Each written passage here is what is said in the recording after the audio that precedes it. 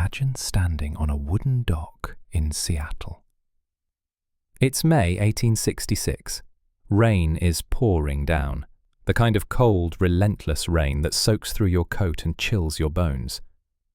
Behind you are 300 men, maybe more. Loggers with calloused hands, miners who haven't seen a woman in months, shopkeepers, soldiers, dreamers. They're all staring at the same thing. A steamship emerging from the fog. The Continental. It's carrying the most valuable cargo in the West. Not gold, not whiskey. Women. This is the story of what happened when one young man tried to solve a city's loneliness, and how the women who answered his call refused to be just another shipment. This is the story of the Mercer Girls. Let's go back 2 years, to 1864. Seattle was a city built by men. Loggers, miners, soldiers, dreamers. They'd come west chasing timber, gold, land, chasing the promise that the frontier could make them something more than what they'd been back east. But what they'd built wasn't quite a city. Not yet. It was rough, raw, a collection of muddy streets and wooden storefronts clinging to the edge of Puget Sound, surrounded by forests so thick you could disappear into them and never be found. And it was profoundly, desperately lonely. For every woman in Seattle, there were nearly 10 men. Think about that for a moment. Imagine a place where families were rare, where the sound of a child's laughter could turn heads on the street, where a wedding was a public event because weddings almost never happened. Civilization felt unfinished. The saloons were full, the churches were empty. Men lived in bunkhouses and tents, working 12-hour days, sending money back to families they hadn't seen in years. At night, they played cards, drank whiskey, and stared at the fire, wondering if this was all there was. One young man looked at this imbalance and saw not just loneliness, but opportunity. His name was Asa Mercer. He was only 23 years old, president of the Territorial University of Washington, which sounds impressive until you realize the university had one building, no faculty, and fewer than a dozen students. Asa was young, ambitious, earnest, the kind of man who believed problems could be solved if you just worked hard enough. And he had an idea. Back east, the Civil War had just ended. More than 600,000 men were dead. In cities like New York, Boston, and Lowell, Massachusetts, there were thousands of young women, widows, daughters of fallen soldiers, factory workers, who faced a future with few prospects. No husbands, no security, limited work. Asa saw the symmetry. A shortage in one place, a surplus in another. What if he could bring them together? He travelled east in 1864 to recruit. He framed his plan carefully, not as a scheme to import brides, but as an opportunity for respectable women to come west as teachers, seamstresses, and civilizing influences. Marriage might follow, of course, but that would be the women's choice. 11 women believed him. 11 brave souls willing to cross the country to a place most of them had never heard of. The voyage took months by ship around Cape Horn, through storms and sickness and doubt. Among those 11 was a woman named Lizzie Ordway. She was 35 years old, the eldest of the group, educated, strong-willed.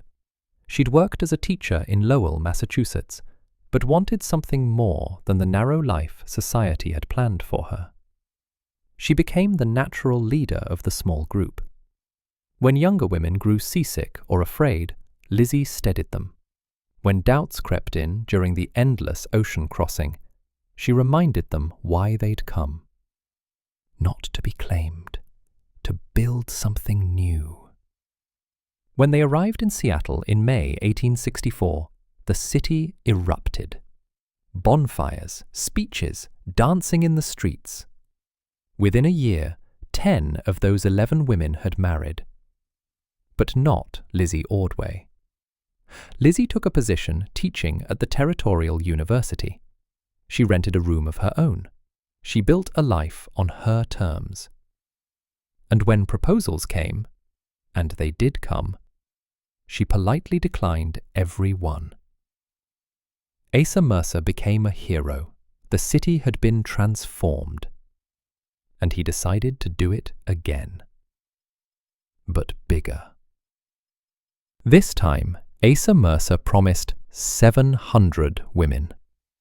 He travelled east again in 1865, giving speeches, placing ads, meeting with governors and charity organisations. He painted Seattle as a land of opportunity, a place where women could teach, own property, start businesses. But the second expedition was different. The rumours started before the ship even left. Mail-order brides. That's what people whispered. Cargo, merchandise. Newspapers mocked the plan. The New York Herald ran vicious cartoons depicting Seattle men lining up to claim women like livestock. Ministers called it immoral. Some women who'd signed up backed out, afraid of what people would think. By the time the steamship Continental left New York Harbor in January 1866, Asa had recruited only about 100 women, not 700. 100 women willing to risk everything. Among them was a young woman named Flora Pearson. Flora was in her early 20s, bright, observant, keeping careful notes of everything she saw. She would later write about this journey, trying to set the record straight against all the rumours and myths. The journey would take 3 months, first by ship to Panama, then across the isthmus by rail through jungle and heat, then another ship up the Pacific coast to San Francisco, and finally north to Seattle. These women came from different worlds. War widows who'd lost everything, farm girls looking for adventure, women fleeing situations they'd never speak about, women who simply wanted a chance to reinvent themselves. They were young, most in their 20s, some were teenagers, a few were older, travelling with daughters. And they were afraid. Not of the wilderness, not of the work. They were afraid of being defined by this journey, of being remembered not as individuals, but as a shipment. Flora Pearson wrote about the journey. The seasickness that left women retching for days. The kindness they showed each other in cramped quarters. The friendships that formed. The fear that grew as they approached each port. Because at every stop, the staring began. In Panama, locals gawked. In San Francisco, newspapers ran headlines. Mercer's belles arrive. Men gathered at the docks, leering, making bets on who would marry whom. The women weren't people to these observers. They were curiosities. Commodities. Flora wrote, "We are watched like prized horses at auction. They do not ask our names. They only count us." On May 28, 1866, the Continental entered Puget Sound. Seattle was waiting. The rain was falling when the Continental docked. Thousands of people lined the waterfront. Banners, a brass band struggling to play in the wet. Men, so many men, pressing forward for a better look. Flora Pearson stood at the ship's rail, looking at the crowd, and felt her stomach turn. This wasn't a welcome. It felt like an inspection.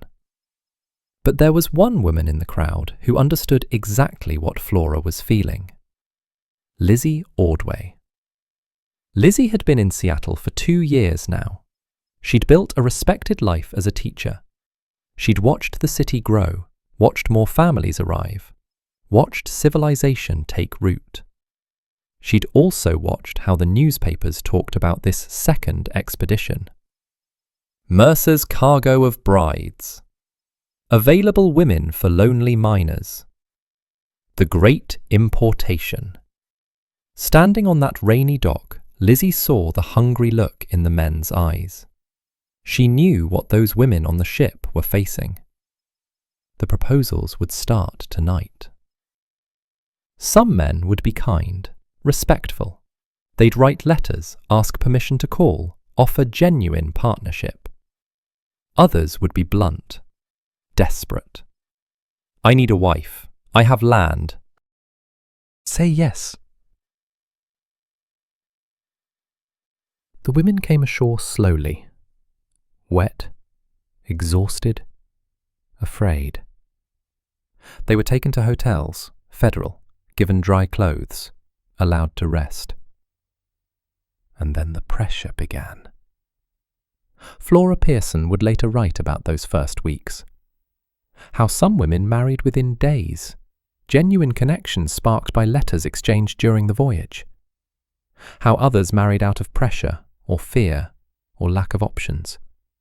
How some refused entirely and took jobs instead, teaching, sewing, running boarding houses. The myth would later say that all the Mercer girls married happily. The truth was messier. Some unions were beautiful. Real love bloomed. Others were disasters. Marriages that shouldn't have happened, born from desperation on both sides. And some women, like Lizzie Ordway before them, simply said, no. Flora herself would eventually marry, but not for 3 years. Not until she'd built her own life first. Not until she'd proven she could survive on her own terms. When she finally wrote her account of the Continental voyage, she made one thing crystal clear. We were not cargo. We were not desperate. We were women making choices in a world that gave us very few. The voyage did not define us. Our choices did. Years later, Lizzie Ordway and Flora Pearson would become friends. 2 women from different expeditions, different circumstances, but sharing the same fundamental truth. They had come west not to be claimed, but to claim their own futures. Lizzie never married. She taught for decades. She mentored hundreds of students. When people asked why she remained single, she had a simple answer. I came west to be free. Marriage was not my freedom. Flora did marry, to a man who respected her intellect and her independence. She continued writing, documenting the real history of the Mercer expeditions against the myths that were already forming. Together, their stories reveal what the sensational headlines never could. The Mercer Girls weren't a monolith. They were individuals, teachers and rebels, wives and spinsters, success stories and cautionary tales. Some found exactly what they were looking for. Others found something entirely different. Some thrived. Some struggled. Some stayed. Some left. But here's what matters. They chose. The Mercer Girls changed Seattle. Within a generation, the city transformed. Schools opened. Churches filled. Families put down roots. The wild frontier town became a city, not just in name, but in spirit. But history didn't remember them as individuals. It remembered them as Mercer's Bells, a collective, a novelty, a footnote. Books simplified them into symbols. Innocent brides rescued from poverty swept into frontier romance. Television shows made them characters in someone else's adventure. The reality was messier, more complicated, more human, but also more inspiring. Because in a time when women had almost no legal rights, when their choices were dictated by fathers, husbands, or society, these women got on a ship and sailed toward uncertainty. That took courage. Not all of them found what they were looking for, but they looked. Today, if you walk through Seattle, you won't find many monuments to the Mercer Girls. But their descendants are everywhere. Teachers, doctors, business leaders, artists. People who trace their roots back to a woman who stepped off a ship in 1864 or 1866 and decided to build something new. Lizzie Ordway taught until she was 70. She never apologized for choosing herself. Flora Pearson left behind her writings, a gift to history, a correction to the myths. Asa Mercer eventually married one of the women from his expeditions, Annie Stevens, a widow with children. They moved to Wyoming and faded from the spotlight. The Continental made other voyages. The story moved on. But the question remains: what does it mean to seek freedom? For the Mercer Girls, freedom wasn't a destination. It was the act of choosing. Even when the choice was hard, even when society judged them, even when the outcome was uncertain. They weren't mail-order brides. They were pioneers. And the West they helped build wasn't just made of timber and gold. It was made of courage, compromise, and the quiet dignity of women who refused to be reduced to a myth.